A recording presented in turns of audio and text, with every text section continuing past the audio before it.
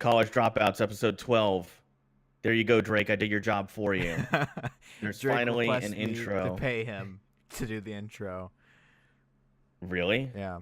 Like every time he's like, I don't get paid for this. And I'm like, you don't get paid for anything. At some point, Our show gets like you guys four will views an make a episode. couple What are you dollars. talking about? That's pretty good. Compared to our venture, that's pretty good. The people, I feel like most people listening to this don't know.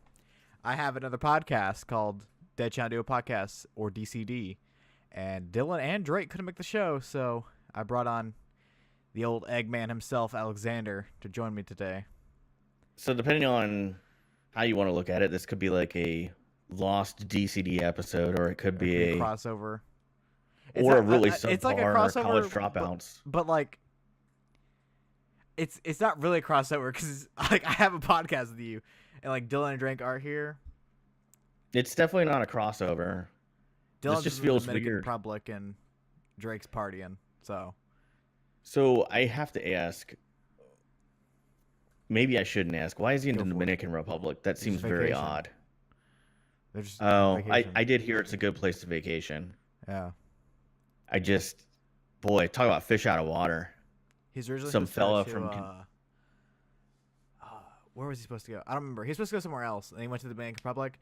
And then he got there, and he was at a bar. So I started sending him like pickup lines. I was like, "You should hit up the natives with these." And I was like, "You should tell a girl I'll make you feel Alfonso Soriano in the morning." Ooh, that's a good one. I was looking up Dominican baseball players and stuff. That's a good one. I've heard it's a good place to vacation. I still feel like he's a little bit of a fish out of water. Is he originally from Kentucky? Yeah. Boy, what a culture change right there. That's like been in Mexico and stuff. That's pretty cool, though. You see, I haven't really traveled much outside of the U.S. I went to Canada one time when I was really small. Other than that, I have not left. I went to Mexico. The continental U.S. I do want to visit Alaska. I'm not really interested in Hawaii because it's very overpriced to go there. But, I do regret that when I was a younger man, I didn't do more traveling because as you get older, it gets harder to do. Yeah. And there's so many cool things that you can go out there and see. Like, I've always wanted to go to Japan just to experience their culture, even if it was just for a couple days. The Caribbean, I've heard, is also a very I like America. Cool place to go. It's pretty cool. I do, man. And what I always tell people as a joke, like to make them think I'm completely jingoistic and like this America type guy, I always tell them everything I need is right here in the good old USA. So why would I go anywhere else? I'll admit we're not the best country in the world, but we have some major improvements to make in a lot of areas. Hey, we're number one in homicides and obese people, so we're number one in defense and military spending, I think, as well. That's the three things we're number one in. Yeah. We, I guess I could be a little bit more honest on this show than I am on DCD, but I feel like I should be more honest on DCD because people like that a little bit more, I've noticed. But the US, it's like we're so good in so many things. And we have all this money, but we don't put it into things that like seem like no-brainers, like healthcare. Like, I mean, I'm not going to go on a rant about healthcare here, but we have some my goodness, it's not that good. We have rules for the podcast that once you have it here, you instantly broke the politics. No top politics talk. Well, I guess I kind of led you in there. I'm playing. I mean, what are you going to do? Kick me off? Then you don't have an episode. What do you think about Roe v. Wade? Keep on going. I think it's the law of the land, and I think it's gonna stay that way. Yeah, we don't have any topics like a normal College Dropouts podcast, so this is gonna go smoothly. I definitely don't want to talk about Roe v. Wade, but yeah, definitely not. No matter which way you pick, you're gonna make a lot of people angry. Well, here's what I'm gonna tell people: whether you're for or against it, it's probably not going anywhere.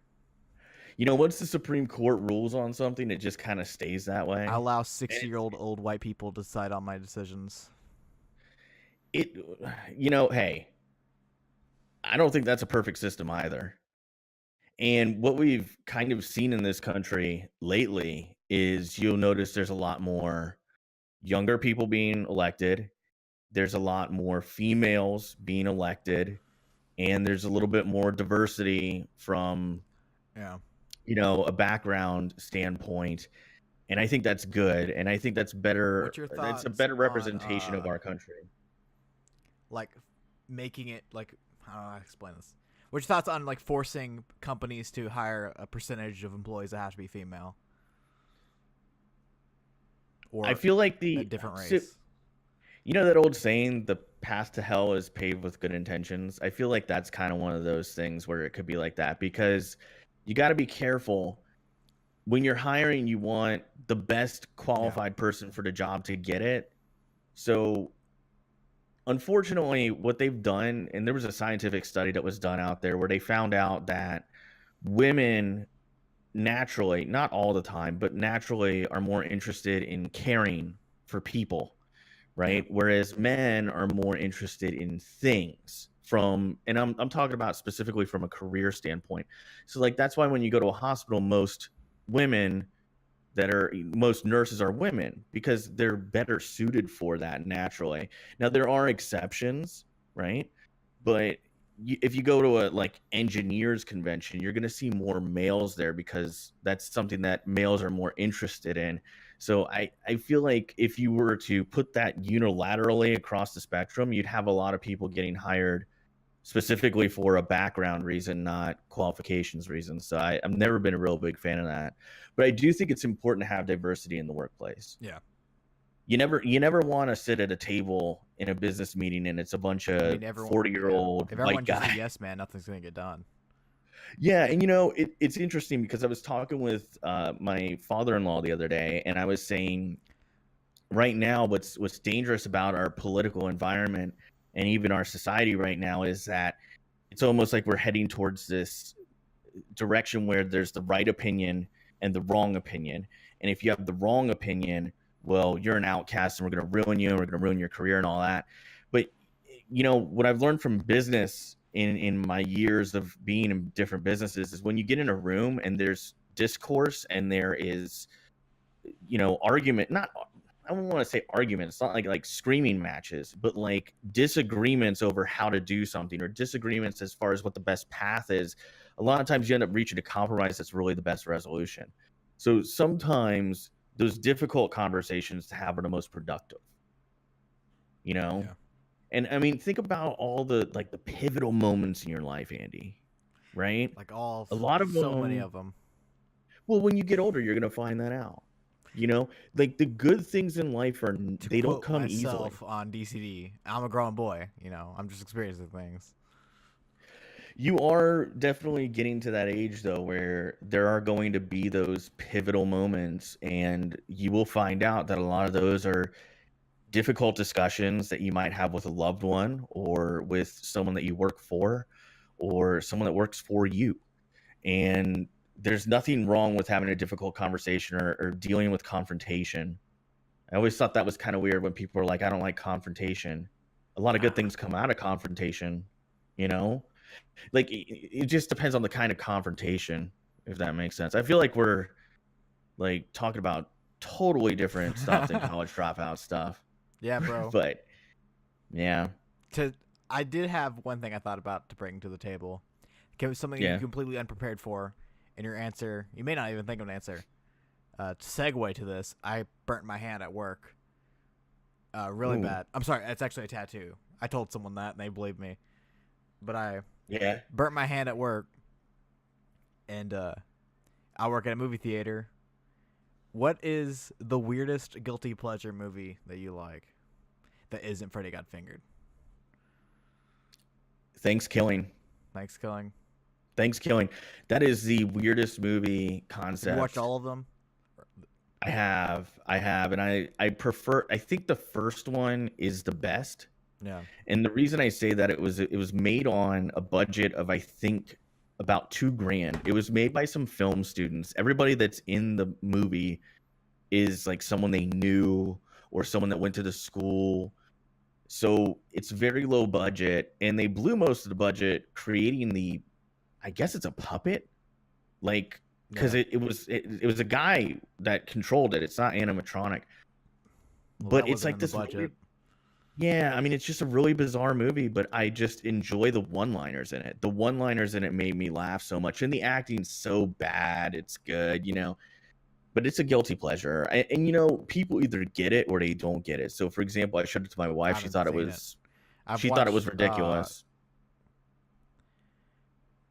I've watched videos on it, but I haven't like watched it completely. It's worth a watch once. I watched it with some friends who went into it knowing that it's like it's not even a B movie, it's like a C or a D movie, It's like this independently created thing. And then, I showed it, they loved it, and then my wife There's watched it a and she thought it was stupid but funny. Rooster Teeth production called Theater Mode, where they MST 3K style watch movies. I believe I threw it on the background and watched it like that while I was doing something else. It's worth watching once. It's actually got a pretty low runtime. It's funny, and that's what I like about it. What's your guilty pleasure movie? One specific episode of Mystery Science Theater 3000. For some reason, The Final Sacrifice. I don't know if you count MST3K as a movie, which it's really a TV show, but I don't know why I think it's so funny. I can watch that movie, and every time I watch it, it gets funnier. It's great stuff, man. I watched it a lot as a kid when it was on. I think it was on Sci-Fi. Now that they're called RAF tracks or whatever. They keep on. They still I make them. haven't kept up with it, Riff but tracks or something like that. yeah, I haven't kept up with it. But I remember as a kid, I would watch it, and it was funny. It was always funny and clever humor, witty stuff. I like that. Doesn't always have to be lowbrow humor with me. I like the clever stuff too. And what I really liked about Mystery Science Theater is it was really that first, like, I don't think reaction videos on YouTube would be a thing if it wasn't for shows like that, because like that was the precursor. It was literally entertaining because you're watching someone react to something that's bad. Yeah. Or unintentionally funny. Yeah, and that's kind of cool. If it wasn't for that, I don't know if we'd have all that stuff we have now. Maybe somebody would have still come up with it. I don't know. All right, to get my cheap plug into sports. The Bruins are playing tonight, Game 1, Stanley Cup Final. I'm going to cry when we lose. They're playing tonight? Well, Monday. Yeah, tonight. Right? Yeah. Well, we're up against the Blues. They're 0-12 in all of Stanley Cup history. So I just feel like right now the Bruins are so hot and have so much momentum going in there. Anybody facing them, it's like running right into a buzzsaw. I mean, we had the toughest road to the cup, and we made it. So I feel like it'll be a good series, man. But I don't know, who does Vegas have as the favorite? Oh, the Bruins. I think Bruins. 58.3% chance of winning. See, that's the one thing I always tell people to look at. Those people out in Vegas, they bet for a living. Like, it's literally how they make money. Yes, you do, and you're very good at it. But I lost the people who set those odds, they do it for a living. I had a pretty good day today until I started betting on WNBA, and I broke even. I'll say that. I don't know that I could bet on the WNBA. I don't feel like I'm knowledgeable enough about it. I won 4 bets and won a parlay the very first opening night of the WNBA. And ever since then, I've lost every bet. The thing about the WNBA to me is I feel like the skill gap amongst players is so much wider than the NBA. So it's harder to predict because like I guarantee you a replacement level, and it might also be because the league is smaller. Like there's a smaller pool of players. It's never profited in its entire existence. Well, I'm not here to slam the WNBA. I'm just saying that like their superstars are like they make more of an impact than superstars in the NBA make, if that makes sense. Like some of those players are so far and beyond. The chick that you have a crush on, Brianna Stewart, or whatever her name is. Oh well. Yeah, I mean, I think she's one of them. Diana Taurasi, maybe not so much now, but like when she first came in the league, she was by and far the best player. I know, doesn't like Sue Bird, Skylar Diggins. I don't think they're big names now. Well, not necessarily big names, but what I would say is like Yeah, Brittany Griner, it was practically unfair to the league when she Her, comes in she because broke the most dunks in a game with 2 dunks her rookie season. well, that's the other thing too about it is, generally speaking, the height difference, is more of a factor in the WNBA. So when you are someone that's as big as Brittany Griner is, it's kind of like Bill Russell or Yeah. Wilt Chamberlain or Bowl, Manute Bowl. yeah, well, not Manu Bowl, because by that point there were still a lot of 7-footers. But like you go back to the Wilt Chamberlain days, the But Bill Manute Russell Bowl, days, he's towering. there were not a yeah. But did you ever watch Manu Bowl play? No. I've seen some Oh highlights. man, He could it was he could it hit a was three weird from to time to watch. time. Yeah, so famously, when he would get the ball out at the perimeter, the crowd would start shouting, "Shoot!" Yeah. Because they just wanted to see it. And he wasn't a terrible 3-point shooter. He My, just really shouldn't have been My doing it. senior But year, yeah, there was a basketball game on like a Tuesday. I just remember the student section normally is pretty active, but there was like 7 students and the crowd was completely empty. And the 7 of us students chanted "Put in Wells." He was a basketball player that never played, and then they put him in for the last play, and the point guard didn't pass to him. it's disappointing, man. Yeah, That's like the actual Rudy story, and then he never got the chance. where like you watch the movie Yeah. Rudy. Ooh boy, they took some creative liberties on that movie. The real story is not that inspirational, and the real Rudy, not such a cool guy either. But anyway, yeah, I think when it comes to basketball, Manute Bol is a really good example of this. I would also say Sean Bradley is a good example. Taco coming Taco out Fall. of UCF, yeah, he's another guy who I think, unfortunately, there comes a point where I think you're too tall. Sim Bueller, Because he's a when beast. yeah, but here's the thing. Like generally Played speaking, the those guys who hit the really tall heights, the 7'6", the 7'7", anything really above 7'4", 7'5", it seems like you become like your frame is so wiry that you just get pushed around all the time. Because that's kind of what happened with Sean Bradley. Like people forget, man. Like especially younger people who saw the tail end of Sean Bradley's career when he came out, he was legitimately looked at as a potential number 1 overall pick. And he was very successful in college and definitely at the high school level. I feel like And he was able to play physically, but league then is once he got to the very NBA, anti those players. Like after Thon Maker, I feel like they're like Bull didn't play in college at all. He's like, "Oh, I'm making the NBA." He played a couple games, and he's like, "Oh, I'm making the NBA." But I feel like he's not gonna get drafted high. They're like, someone's gonna take a risk on him. But right now, if I remember correctly, because I was looking at a mock draft the other day, and we all know mock drafts, you can, especially once you get past the first like 10 picks in the NBA, there's going to be a lot of moving up and down for prospects. But right now, he's projected to go in the late teens or the early 20s. I think he's a project, and I think most of the guys that are that big are a project. And by the way, there's a lot of 6'10" projects out there too. I mean, the NBA now, and Andy might disagree with me on this, but I feel like when I was a kid, what I really liked about, and by the way, when I was a kid, I'm talking about 92, 93, 93, 94. That's really like a good example of when I was a kid. The Orlando Magic, they were a bad team. They drafted Shaq. Shaq had played 3 years at LSU. They drafted Anthony Hardaway, who I believe played 3 years at Memphis State. Right? Memphis, thank you. He coaches there. So, yeah. So they drafted those 2 guys. Immediately, that team was a playoff team. So it was a way for a bad team to get good.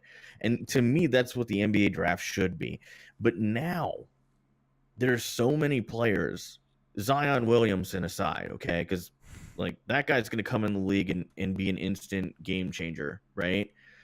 But nowadays, beyond the first couple picks, you're generally drafting the guy who may or may not pan out. It's very like it's bordering on baseball, where you draft a guy and he's a prospect. Yeah. Maybe he turns out, maybe he doesn't. It's not necessarily a pathway for bad teams to get good again. And I just don't like that. What I like about this last draft is there wasn't a bust in the top 5 picks. All 5 picks hit. this year, which is wild. This was a good draft. I mean, I saw you having some conversation on Twitter about Trae Young and Yeah.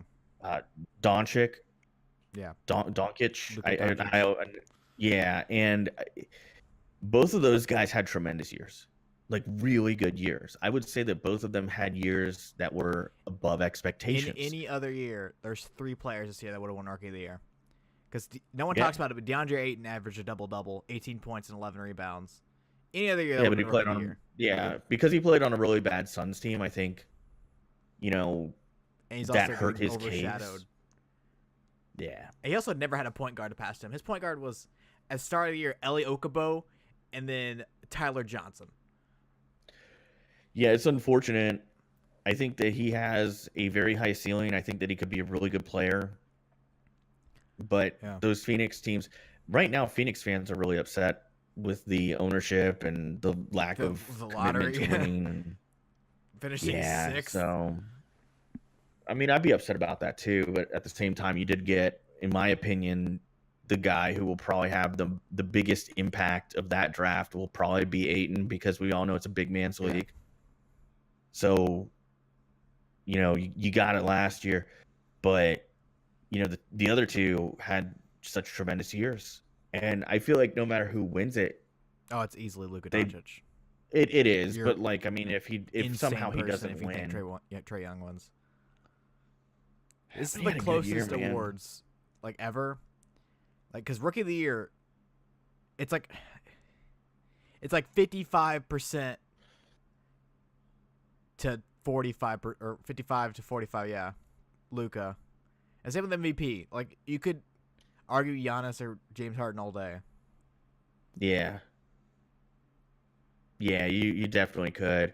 I mean, I remember there's been some years where there were some stinkers, like you look at the 2000 draft, Mike Miller Oh, won. the 2013 draft, atrocious. Yeah, I mean, you look at that Michael Carter Williams, who I believe is bouncing around the league on 10-day deals, because I know he signed a He was with the 10-day Magic deal. in the playoffs this year. Yeah, I was about to say, yeah, he was with the Magic for 10 days, but he was the Rookie of the Year 2013. There have been some stinker classes out there. 2000 really The stands out for 2013 me. NFL draft's also a stinker. Yeah, those things happen sometimes, though, man. You just have those really bad. Another, I forget, it might have been 2000, where Michael Olowokandi was the number 1 overall draft pick in the NBA, and I mean, it was just when Michael Olowokandi is your number 1 pick, like that's bad. To kind of That's bad, roast man. Dylan, we're talking about first overall picks, or I think we're talking about Rookie of the Years. It fits both. But he was like, "Who's this Lou Alcindor guy? He was balling." And I was like, "Oh, he's just he's alright. He's one guy. He changed his name to Kareem Abdul-Jabbar or something like that." He's He's that name decent. changed. Yeah, that name change changed everything, right? But yeah, man, it's tough when those years happen. Like, I also remember the year that the Magic got Victor Oladipo, and I'd have to go back and look what year that was. 2014. But that was a really weak draft And class. then the year after that, I got Aaron Gordon. Yeah. Oladipo, I think, might have ended up becoming the best player in that draft, But that was but the I could be Wiggins year. wrong. And Oladipo is miles ahead of Wiggins. Yeah, Wiggins, man. Thing with Wiggins is I don't know if it's work ethic. I don't know if it was just bad scouting. Maybe he got too much too young too fast. I'm not sure. It's just I remember they were making. Okay. I got the Wiggins correct, but I got Victor Oladipo wrong. He was 2013, I guess. And I think that was the draft where Anthony Bennett got taken number 1 overall. Yeah, he went right after Anthony Bennett. God, that guy washed out of the league quick. I think he played 2 years before he was like completely he's not done. the biggest bust of all time. No, to me the biggest bust of all time is Lynn Bias. Yeah. And it's the saddest NBA bust of all You time, but it can't has to argue it be. though. He It is. has to be. I mean, I'd say Greg Oden's up there. Um, Greg Oden would be up there. Anthony Bennett would be up there. The 2013 class top 5 picks is Alex Lynn, Cody Zeller, Otto Porter, Victor Oladipo, Anthony Bennett. And then So notable Otto names, Porter, Giannis at 15. well, And Rudy Gobert see, at 27. a lot of people don't remember this. Giannis was drafted, and the Bucks were disappointed that he didn't go play Europe for a couple years. Can't be mad now. No, I think about a year and a half in, the Bucks realized that it's probably not a good idea for him to go to Europe because he made about a year and a half in, he was definitely making those guys a much better team. I mean, the year overall. where he took over a point guard, everyone that was like following NBA were like super into hardcore fans, at least. They're like, this kid's gonna be the future of the NBA. It's entertaining to watch, man. There's not many guys who have that Euro skill steps set. from half court. It's pretty crazy. It's pretty crazy when you think about it. But NBA, man, right now, you're literally drafting based off of potential. Like, everybody's all hyped up about Zion Williamson, and rightfully so. He had a great run at Duke for 1 year, and his high school play speaks for itself, even though he was dunking over guys that were maybe 5'10". This class kind of sucks. Like Zion, generational talent, but We think that, but we said that about Andrew Wiggins. And we've also said it about Ben Simmons. That's kind of my point. You get such a small sample size of these guys. Kyrie Irving, what did he play, like maybe half a season at Duke before I think he broke his leg or something, and he just never came back. But he went number 1 overall. You get these tiny little sample sizes. You might get 30 games to look at in college to look at some prospect. Everybody's a one and done. It's just so hard to judge, man. It's so hard to judge. Like, you look at the Magic with Mo Bamba, they were really thrilled that he dropped to him. I was certainly thrilled, but this year he was very underwhelming. But that comes with him. He didn't have an NBA ready body, and he's got some skill, but he doesn't have. He's playing behind Vus.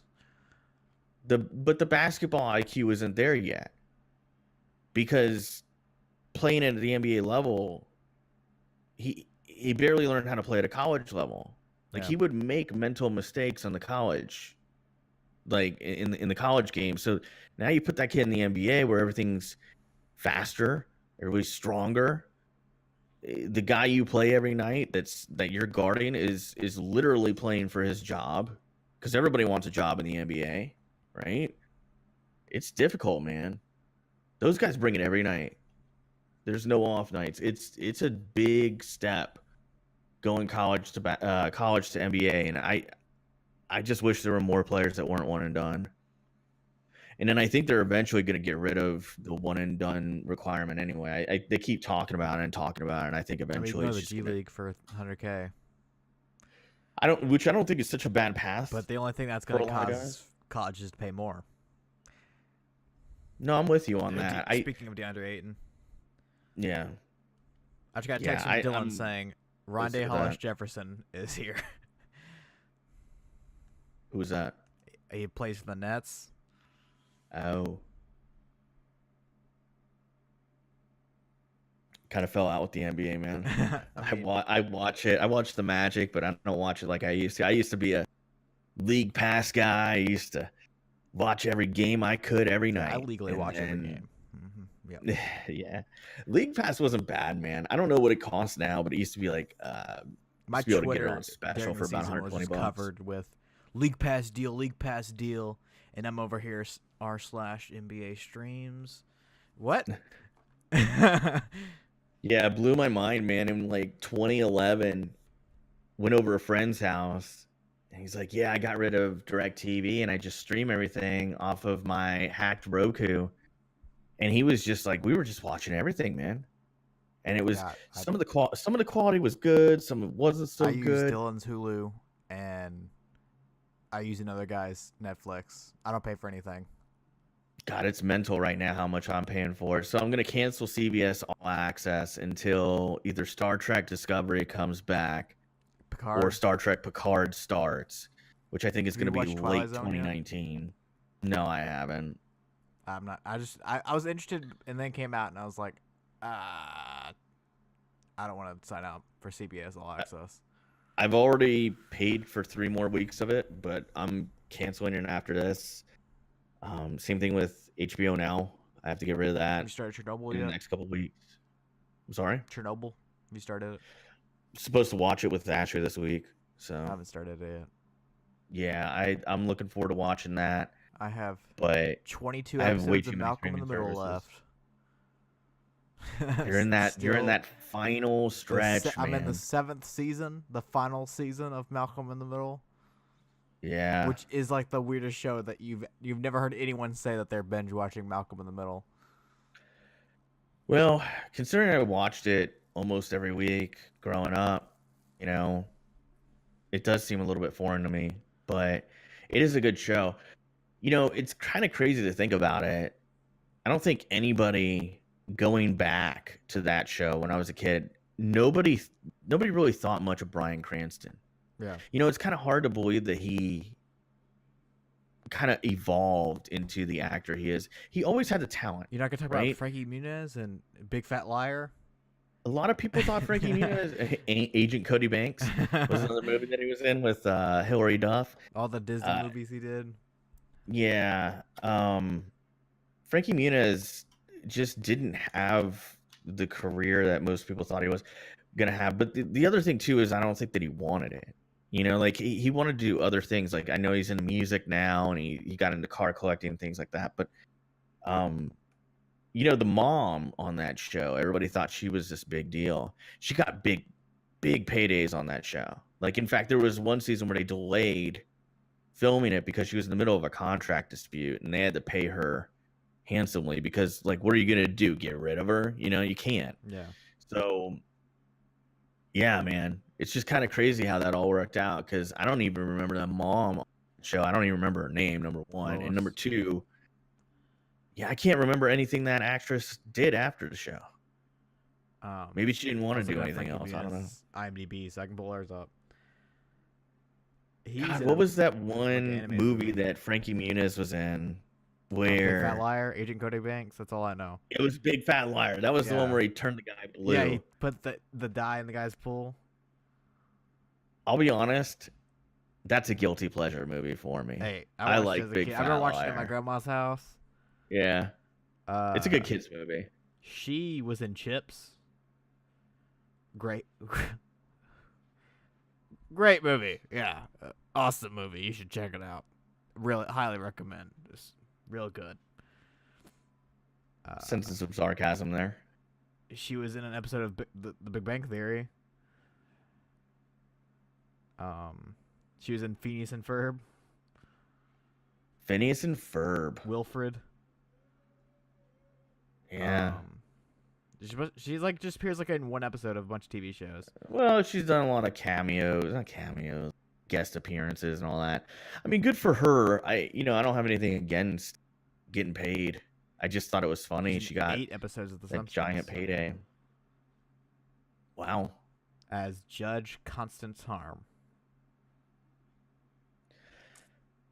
I bet being a voice actor or She's in actress. Frasier. She was in Frasier? Yep, That's pretty cool. for I love 2 Frasier. episodes. That's a great show. It's a great show. I wanted to buy the whole box set for it, but it's like almost $200. I'm pretty sure it's on Hulu. Well, sure. Yeah. I just want to own it, man. You know, I had somebody last night who kind of low-key chastised me a bit for buying Spider-Man Into the Spider-Verse. Voodoo ran a sale where you could get a 4K digital code for $10 for it. So I was like, I'm getting it, right? And I put it in this one Discord that I'm a member of, and I'm like, yeah, guys, if you're looking to get this movie, I've been waiting for it to go on sale for a while. And I wanted to get the physical copy, but digital copy for $10 can't beat it. So this guy goes, but that's kind of like, why? Because it's gonna be on Netflix next month. But I want to own it. Yeah. Like the stuff you really like, Andy, don't you want to own it instead of being reliant on a streaming last service? 2 years, so yeah, like I kind of So enjoy. in midsummer. Oh, I'm definitely buying that. I'm definitely buying that. You got to support movies like that. You got to support, because that's a different type of movie, right? It's something unique. I would and owning different. Fruitvale Station just to own it. I would never watch it again. But bro, I can't watch that movie again. No, but I feel like I should own it, just like to own it. God, I appreciate the movie. So sad. I did too, man. I think, and by the way, if you're listening, God, check out that movie. It's great. If you don't know, great. over my other podcast, beautiful. or our podcast, we do a weekly film club series where we watch a movie, talk about it, let you guys put your thoughts in, and that one really hit home. It's a beautiful telling of a heartbreaking story. It's the best way I can put it. Like, it was so brilliantly done, but it just hits so hard, man. And I think and what's crazy about it is it's still relevant today. Yeah. It still brings up issues that we struggle with as a society today. It's also, in my opinion, Michael B. Jordan's best performance, and that's saying a lot. You don't like the Lion King? I'm sorry, Black Panther movie? I love that movie. I love him in that. He was great in that movie, but I don't think it's his best performance. Yeah, man. I don't know. I mean, I liked Black Panther mostly because my wife was really excited about it, and I also appreciate what it means to the African American community. As someone who absolutely just adores MCU movies, I watch all of them. 10 out of 10, all of them. Black Panther is one of the better ones.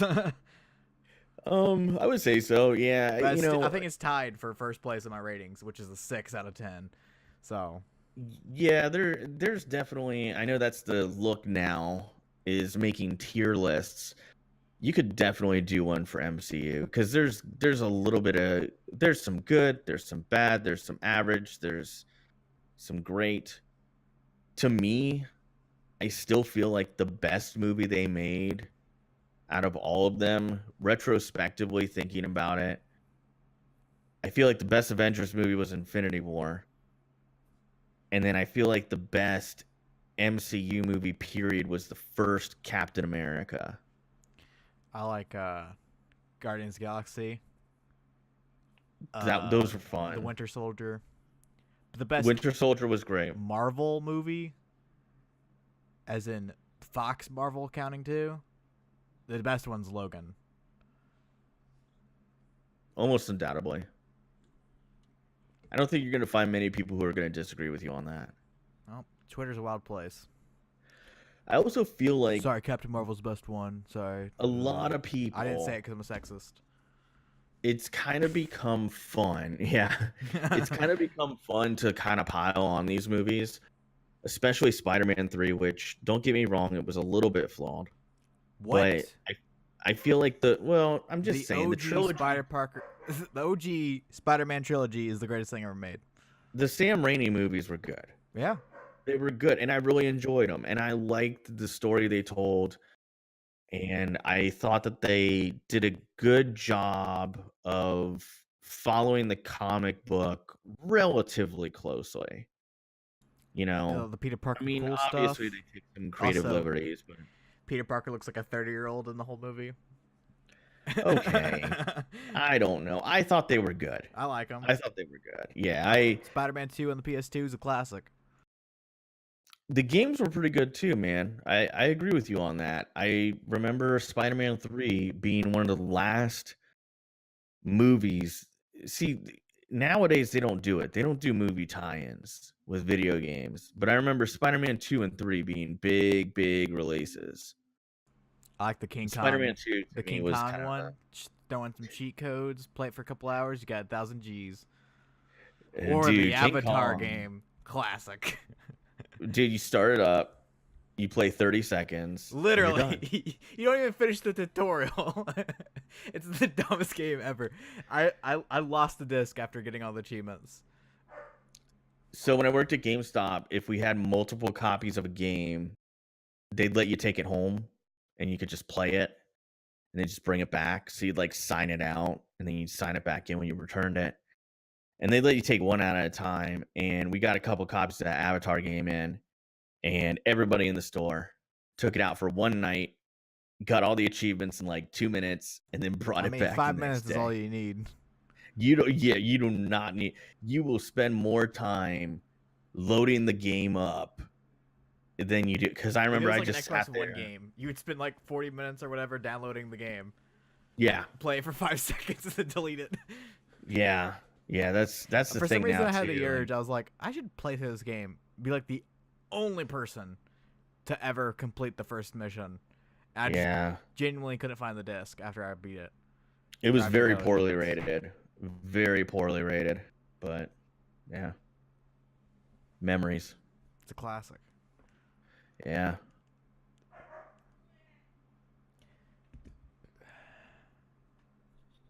Well. You been watching anything?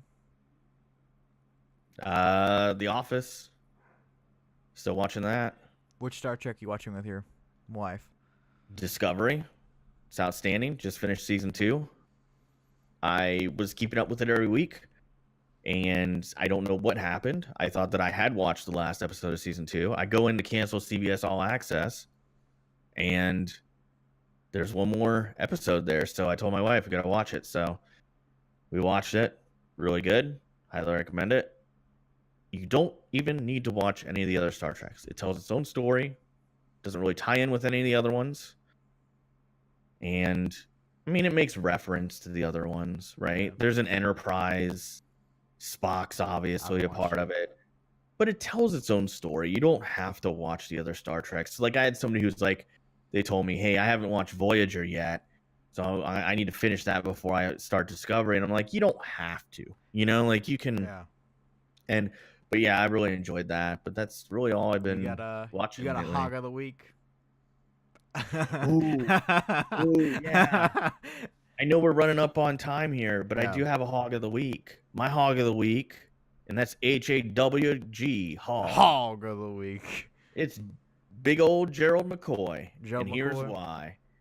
You know what, man? Sometimes there's a silver lining in life. Drake's going to hate me for giving you this. Yeah, well, Drake's my honorary hog of the week because I just enjoy him on the podcast. I almost want to do a little bit of a homage to Drake and take my AT-2035 off and just hold it. He holds it like a goblet. He asked me one time. He's like, is it all right if I do the podcast like this? I love it. It's his thing. I've never seen anybody do it on a podcast. It's brilliant. I love him. So, yeah, honorary hog of the week, Drake. But Gerald McCoy, man, sometimes there's a silver lining. He got released, and there's apparently over 10 teams interested in signing him, and they want to sign him for 11 or 12 million. So he's still going to make about the same amount of money. So that's my hog of the week. All right, my weekend warrior, Minnesota Twins. They're balling. They've won, I think it's 11 of their last 12 games. So it's all right. Hey, man, it's good when your team's doing that. The Marlins won 6 in a row. Hey, they had the longest win streak at one point. Yeah, and then they promptly lost the next 3 to the Nationals. They swept the Mets, so you got that going for you. Yeah, they swept the Mets. They swept the Tigers. It was a really soft schedule, and I will tell you as a Mets hater, because I am a Marlins fan, of course I'm going to hate the Mets. Just felt good to sweep them. Well, that's College Dropouts podcast, episode number 12. See y'all Friday. Cool.